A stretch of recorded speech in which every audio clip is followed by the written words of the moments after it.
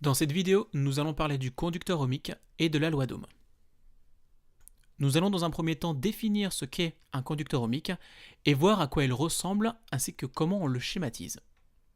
Comme vous pouvez le voir sur la gauche, le conducteur ohmique est un tout petit dipôle que l'on symbolise par un rectangle. Son rôle est de freiner le passage du courant électrique dans un circuit. Comme le montre cette illustration, le bonhomme rouge joue le rôle du conducteur ohmique. On voit bien qu'il serre le fil de connexion pour rendre le passage du courant électrique plus difficile. On ajoutera que plus le conducteur ohmique freine le courant électrique, plus il possède une résistance élevée. Alors la résistance, à ne pas confondre avec le conducteur ohmique, c'est une grandeur physique que l'on va noter R et qui a pour unité l'ohm, de symbole oméga. Par exemple, le conducteur ohmique ci-dessous a une résistance de 90 ohms.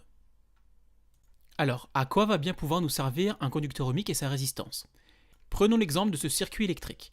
Nous avons en série une pile, un conducteur ohmique et une lampe. On peut voir que quand la résistance du conducteur ohmique est faible, eh bien la luminosité de la lampe est élevée.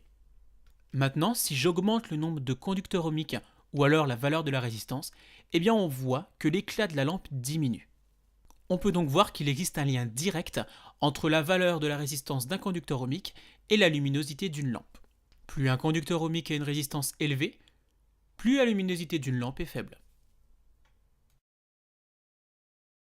Prenons un autre exemple d'un circuit électrique simple. Nous avons en série une pile sur la gauche et un conducteur ohmique en bas en violet. Nous avons également branché dans ce circuit électrique un ampèremètre sur la droite capable de mesurer l'intensité du courant électrique, ainsi qu'un voltmètre aux bornes du conducteur ohmique pour mesurer la tension à ces bornes. Nous allons maintenant être capables de mettre en relation ces trois grandeurs physiques avec ce que l'on appelle la loi d'Ohm.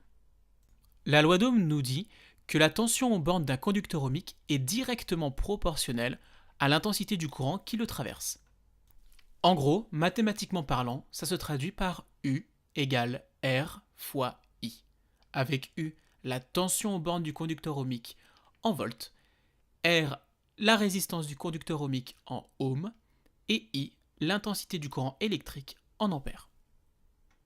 Revenons sur l'exemple précédent, dans lequel cette fois-ci, le conducteur ohmique a une résistance de 90 ohms et l'intensité du courant électrique est affichée sur l'ampèremètre à une valeur de 2,4 ampères. Dans cet exercice, il vous est demandé de déterminer la tension électrique aux bornes du conducteur ohmique.